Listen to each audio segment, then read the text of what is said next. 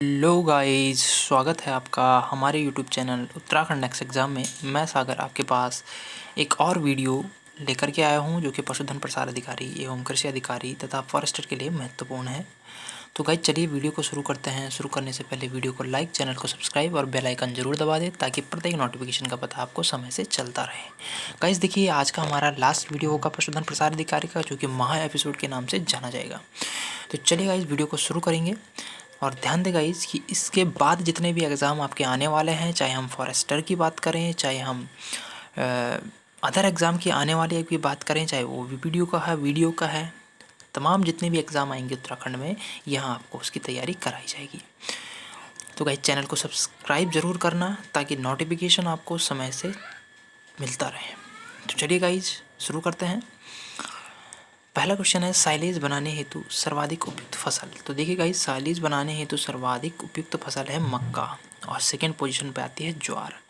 Guys देखिए, कभी कभी आपको पूछा जाता है कि जो साइलेज है, इस साइलेज में जो नमी होती है वो कितनी होगी। तो गाइस आपका राइट आंसर होना चाहिए 65% से अधिक होती है वैसे नमी साइलेज में। और कभी कभी पूछा जाता है कि साइलेज जो मक्का है, इस मक्के में DCP यानी डाइजेस्टिव क्रूड प्रोटीन की मात्रा कितनी होगी। तो इसमें होगी 1% मक्के में, जबकि राइस में गाइस DCP होगा 0। और इसी की बात करें हम, यदि ज्वार की बात करें तो ज्वार में देखिए गाइस, ठीक इसका आधा होगा, 0.25 में ज्वार में हमारी DCP होगी। साथ ही मैं बात करूं कि इसमें TDN पूछा जाता है, टोटल डाइजेस्टिव न्यूट्रिएंट्स पूछे जाते हैं, तो यहाँ लगभग 17% आपका। और जबकि ज्वार की बात करूँ तो ज्वार में होगा आपका 11 से 15% के लगभग में आपका TDN होगा। तो गाइज ये कुछ इंपॉर्टेंट क्वेश्चन इससे रिलेटेड। चलिए गाइज दूसरे क्वेश्चन की ओर बढ़ते हैं। मुर्गी की चोंच काटना कहलाता है। तो देखिए गाइज, मुर्गी की चोंच काटना डिबकिंग कहलाता है। डिबकिंग क्या होगा कि जिसमें मुर्गी की चोंच को काट दिया जाता है, जिसके कारण वह कैनाबॉलिज्म जैसी घटनाओं को नहीं करता है। यानी कि आप समझ सकते हैं कैनाबॉलिज्म क्या होगी। कैनाबॉलिज्म का मतलब अपने ही जाति के या अपने ही कुल के सदस्यों को मारना चोंच से। नेक्स्ट है, सुअर के प्रजनन को कहते हैं। तो देखिए, सुअर के प्रजनन को कपलिंग कहा जाता है, ठीक। और ध्यान दीजिए कि सुअर के मांस को पोर्क कहा जाता है। कई बार क्वेश्चन पूछा गया है। नेक्स्ट है, सरोली किसकी किस्म है। तो सरोली आम की किस्म है। नेक्स्ट क्वेश्चन की ओर बढ़ते हैं। बेलाडोना किस कुल से संबंधित है। तो बेलाडोना आपका सोलेनेसी कुल से संबंधित है गाइज, सोलेनेसी। एक भेड़ से एक वर्ष में कितना ऊन प्राप्त किया जाता है। तो एक भेड़ से एक वर्ष में 1 से 1.5 किलो ऊन प्राप्त किया जाता है। मोस्ट इम्पॉर्टेंट है। और खासकर ऊन जो प्राप्त किया जाता है भेड़ से, वह है चोकला नस्ल, जिसे भारतीय मरीनों के नाम से जाना जाता है। घोड़े में गुणसूत्रों की संख्या। तो गाइस ध्यान दीजिए, घोड़े में गुणसूत्रों की संख्या 64 होगी, जबकि गाय में 60, भैंस में 50, बकरी में 50। तो इस प्रकार से इसमें गुणसूत्रों की संख्या डिस्ट्रीब्यूट होती है। नेक्स्ट है, central institute for medicinal and aromatical plant. तो ये आपका लखनऊ यूपी में प्रेजेंट है या सिचुएटेड है। नेक्स्ट है, पैच बडिंग किस में होती है। तो पैच बडिंग अखरोट में होती है। और अखरोट में कभी कभी पूछा जाता है कि फल का प्रकार कौन सा होता है। तो देखिए, इसमें जो फल का प्रकार होगा अखरोट में, वो होगा ड्रूप या आस्टिल। नेक्स्ट है, उच्च स्तरीय पौध शोध संस्थान कहाँ स्थित है। तो उच्च स्तरीय पौध शोध संस्थान श्रीनगर में स्थित है। टाइगर वॉर्म के नाम से किसको जाना जाता है। तो देखिए, इसेनिया फोर्टिडिका को टाइगर वॉर्म के नाम से जाना जाता है। राष्ट्रीय किसान आयोग की स्थापना कब हुई। तो राष्ट्रीय किसान आयोग की स्थापना 2004 में। कभी कभी किसान कॉल सेंटर पूछा जाता है, तो आपका राइट आंसर होगा 1800, 180, 51, 15। तो ये भी आपको याद करना है। एग्रीकल्चर किस भाषा का शब्द है। तो देखिए, मैंने पहले भी कहा हुआ कि जिनके पीछे कल्चर होगा वो आपके लैटिन होंगे, और जिनके पीछे लॉजी होगा वो आपके ग्रीक वर्ड में काउंट होते हैं। नेक्स्ट है, यूरिया का ट्रेड नाम क्या है। तो यूरिया का ट्रेड जो नाम है वो आपका ग्रोमर है। नेक्स्ट क्वेश्चन, ब्लड फ्लूक के नाम से किसे जाना जाता है। तो ब्लड फ्लूक आपका सिस्टोसोमा। किस के जीवों को टैपवॉर्म के नाम से जाना जाता है? तो सिस्टोडा के जीवों को टैपवॉर्म के नाम से जाना जाता है। स्टारफिश का लार्वा आपका बाइपिनेरिया कहलाता है। भेड़ का मध चक्र कितने दिन का होता है? तो भेड़ का जो मध चक्र होगा वो 16 दिन का होगा, जबकि गाय में स्ट्रेस पीरियड देखा जाए तो 21 दिन का होगा। नेक्स्ट है, देखिए भाई बहुत बड़ा डिफरेंस है मध चक्र और मासिक चक्र में। मासिक चक्र प्राइमेट्स में चलेगा, ठीक, जबकि मध चक्र आपके अन्य स्तनियों में जैसे गाय भैंस वगैरह में, जबकि मासिक चक्र ह्यूमन में चलेगा।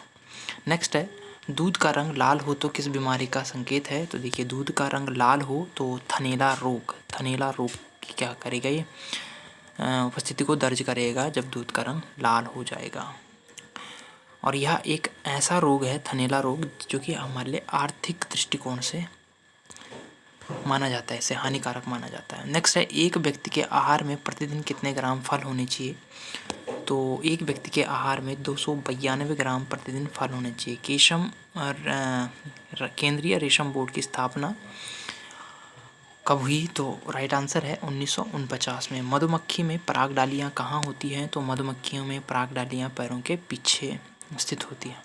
विश्व खाद्य दिवस 16 अक्टूबर को मनाया जाता है। इससे कई क्वेश्चन बनते हैं तो इन्हें याद रखना है, जैसे विश्व पर्यावरण दिवस से बनता है, विश्व जल दिवस बनता है, पृथ्वी दिवस बनता है और वन सप्ताह बनता है। तो इससे काफ़ी क्वेश्चन बनते हैं तो इनको याद कर लेना। विश्व खाद्य पुरस्कार 2020 में यानी 2020 में किसे दिया जाएगा? तो देखिए 2020 में दिया जाएगा डॉक्टर रतन लाल को। नेक्स्ट है, राष्ट्रीय गोकुल मिशन की शुरुआत कब हुई? तो राष्ट्रीय गोकुल मिशन की शुरुआत 28 जुलाई 2014 में हुई। नेक्स्ट क्वेश्चन है, केंद्रीय भैंस अनुसंधान संस्थान की स्थापना कब हुई? तो ये हुई आपकी 1985 में। नेक्स्ट है, ग्लाइकोलिसिस एवं क्रेब्स चक्र के बीच की संयोजी कड़ी माना जाता है, तो आपकी माना जाता है एसिटिल को एंजाइम को। अगला क्वेश्चन है, बुल स्टोरर रोग किस बीमारी का अन्य नाम है? तो बुल स्टोरर रोग एंथ्रेक्स का अन्य नाम है। देखिए एंथ्रेक्स ऐसी डिजीज है जिसे कहा जाता है छुआछूत बीमारी। नेक्स्ट क्वेश्चन है, सेब का लाल रंग किसके कारण होता है? तो एंथोसाइनिन के कारण होता है। मोस्ट टाइम क्वेश्चन पूछे जाते हैं सेब का लाल रंग एंथोसाइनिन के कारण, या टमाटर का लाल रंग लाइकोपिन के कारण। मिर्च का जो हरा रंग होता है वो किसके कारण होगा? तो आपका कैप्सिसिन के कारण। इस प्रकार से कई क्वेश्चन पूछे जाते हैं। कैप्सिसिन के कारण होगा आपका हरा रंग और कैप्सिसिन के कारण तीखापन। माना गाय की उम्र 13 साल है तो उसमें सींगों के छल्ले बनेंगे। तो देखिए यदि कहा गया है कि गाय की उम्र बोला 13 साल है तो उसमें सींगों के छल्ले बनेंगे, तो देखिए सींगों के छल्ले क्या होगा? 2 plus number of rings in present bounce. तो देखिए 2 प्लस तो 2 ऐड कर दीजिए उसके साथ, तो 11 छल्ले हैं तो उसके साथ और 2 ऐड करना पड़ेंगे आपको। तो इस प्रकार से यानी कि क्योंकि 2 वर्ष के उम्र में 2 वर्ष के बाद ही छल्ले का निर्माण होगा, तो आप मान के चलिए कि आपको उसमें से 2 लेस करने पड़ेंगे। तो यदि बोला जाए कि 11 छल्ले हैं तो उसकी उम्र कितनी होगी? तो उसकी उम्र होगी 13 साल, क्योंकि उसके साथ छल्लों के साथ 2 ऐड किया जाता है। क्लियर? यदि उसमें एक छल्ला बन रहा है तो उसकी उम्र होगी आपकी तीसरे साल की, यानी तीसरे साल में बैठा होगा। तो इस प्रकार से गाय में कैनाइन दांतों की संख्या होगी, तो गाय में कैनाइन दांत क्या होते हैं? अब्सेंट होते हैं। टोटली अब्सेंट कैनाइन दांत गाय में होंगे।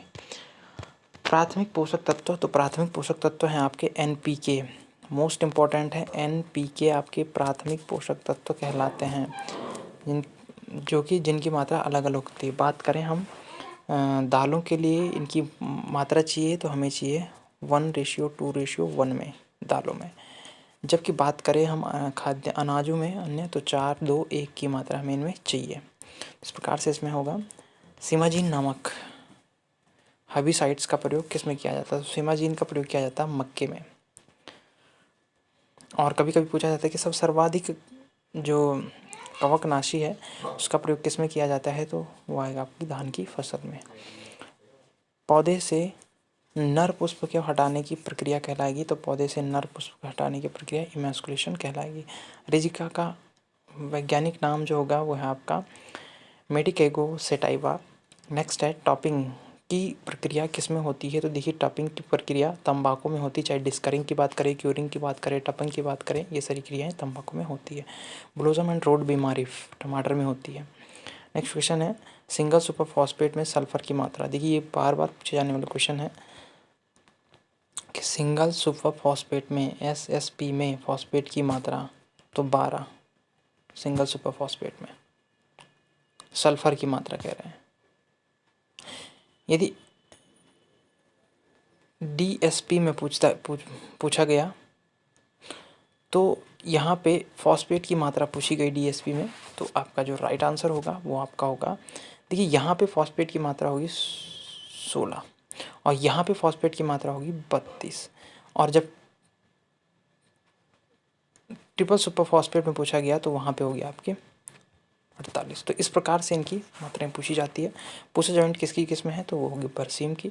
कंपोस्ट के लिए कौन सा केचुआ सर्वोत्तम माना जाता है, तो यह एपिजिक केचुआ। कंपोस्ट खाद बनाने की बंगलोर विधि के प्रतिपादक थे, तो बंगलोर विधि के प्रतिपादक हैं CN आचार्य। हरी खाद के लिए सर्वोत्तम फसल मानी जाती है सनई ढेंचा कहा जाता है। अमरूद में ब्रोंजिक रोग किसकी कमी से होता है, तो जिंक की कमी से ब्रोंजिक रोग होता है। कैल्शियम साइनामाइड्स में किस प्रकार का उर्वरक होता है, तो नाइट्रोजनी उर्वरक होते हैं। कभी कभी पूछा जाता है कि नाइट्रोजन का ऐसा उर्वरक जिसमें सर्वाधिक नाइट्रोजन पाई जाती है, तो वो देखिए यदि हम सॉलिड फॉर्म में पूछे तो यूरिया आपका राइट आंसर होगा, जिसमें लगभग 44 से 46% आपका नाइट्रोजन होगा। लेकिन यदि पूछी जाएगी एनहाइड्रस फॉर्म में, यानी कि यदि एनहाइड्रस की बात करें तो उसमें होगा आपका 82 से 84% नाइट्रोजन, यानी लिक्विड फॉर्म में कभी पूछा गया तो इस प्रकार से आपका एनहाइड्रस का होगा। नेक्स्ट है जल में घुलनशील फॉस्फेटी उर्वरक, तो सिंगल सुपर फॉस्फेट। नेक्स्ट है म्यूरेट ऑफ पोटास का अन्य नाम, तो पोटेशियम क्लोराइड, और कभी कभी इसका फॉर्मूला पूछा जाता है म्यूरेट ऑफ पोटास का, तो KCl आपका फॉर्मूला इसका होगा। पशुओं का आहार ज्ञात किया जाता है, तो ज्ञात कैसे किया जाता है, तो देखिए सीने का घेरा इंचों में, वो भी मीटर स्क्वायर में लेना है, प्लस लंबाई इंचों में और डिवाइड कर देना 300 से। इस प्रकार से आपको करना है। घोड़ी का गर्भकाल होता है 336 दिन का। जबकि बात करें, देखिए बार बार पूछे जाने वाले क्वेश्चन है, घोड़ी की तो हम बात कर रहे हैं, लेकिन इसके तौर पे हमारे कोई क्वेश्चन बन रहे हैं गाय का, जो कि आपका 281 से 84 दिन का। नेक्स्ट आ गया भैंस का, तो यहाँ पे 310 डेज़ का, या बकरी का 150, या भेड़ का आ जाए 148। तो इस प्रकार से आपके कई क्वेश्चन यहाँ पे बनेंगे। नेक्स्ट है खीस का पीएच कितना होगा, तो खीस का पीएच देखिए यहाँ पे 5.4 माना जाएगा। और ये मोस्ट इम्पॉर्टेंट है कि खीस कितना दिया जाए, बछड़े को कितना दिया जाएगा जन्म के तुरंत बाद, तो उसका 10वां भाग, उसके भार का, बछड़े का भाग का 10वां भाग या 10% दिया जाता है। या हम ज़्यादा से ज़्यादा कह सकते हैं कि जो खीस की मात्रा पिलाई जाएगी वो देखिए 3 सप्ताह तक तो 10वें भाग में पिलाई जाएगी, 3 से ऊपर सप्ताह यानी कि तीसरे सप्ताह के बाद चौथे सप्ताह लगने पे उसे दिया जाएगा उसके 15वें भाग का, फिर उसके बाद उसके 20वें भाग का। तो इस प्रकार से इन्हें दिया जाता है।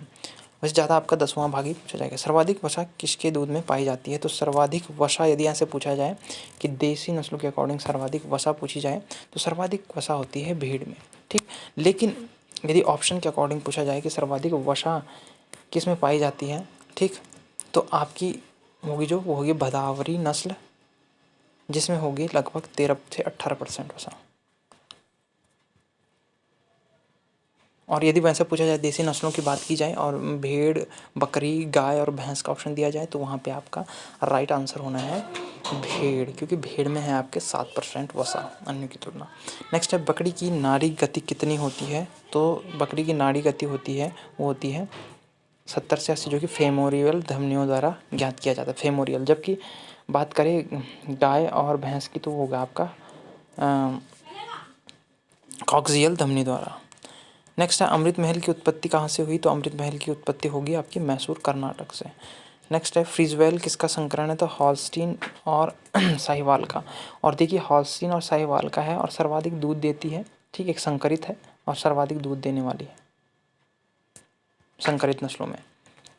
नेक्स्ट है सिलेंट्रेटा के कौन से वर्ग बहुरूपता पाई जाती है? तो मोस्ट इंपॉर्टेंट क्वेश्चन कई बार आता है, तो आपका हाइड्रोजोआ, जिसमें हाइड्रा का उदाहरण मुख्य तौर पर देखा जाता है। नेक्स्ट है सभी त्रिस्तरीय जंतु होते हैं, तो सभी त्रिस्तरीय जंतु होते हैं आपके द्विपार्श्व सममिति वाले। मोस्ट इम्पॉर्टेंट है कि त्रिस्तरीय जंतु द्विपार्श्व सममिति वाले होंगे, ठीक। और कहाँ से स्टार्ट होंगे आपके? त्रिस्तरीय होंगे आपके हेलमिंथेस से स्टार्ट। नेक्स्ट है छिपकली किस गुण का है? तो स्क्वामेटा का। सैंड मक्खी फैलाती है कालाजार, सैंड मक्खी कालाजार फैलाती है। इस प्रकार से ये काफ़ी क्वेश्चन बनते हैं इससे। सैंड मक्खी तो कालाजार हो जाएगा, ठीक। और कभी कभी क्यूलैक्स मच्छर का पूछ दिया जाएगा, तो फाइलेरियासिस क्यूलैक्स मच्छर, या आपका मादा एनाफिलीज है तो मलेरिया। तो इस प्रकार से कई क्वेश्चन इसके बनते हैं। आर्थ्रोपोडा संघ के सदस्य हैं, तो आर्थ्रोपोडा संघ के सदस्य ऑप्शन के अकॉर्डिंग तिलचट्टा। तंत्रिका वलय तंत्रिका खंड मिलता है हाइड्रा में, जबकि मस्तिष्क अनुपस्थित होता है। मेंटल और कैल्शियम युक्त कवच होता है आपका, कैल्शियम युक्त कवच होता है मोलस्का में। यदि पूछा जाए आर्थ्रोपोडा में कवच क्या होगा, तो आपका काइटिन युक्त होगा।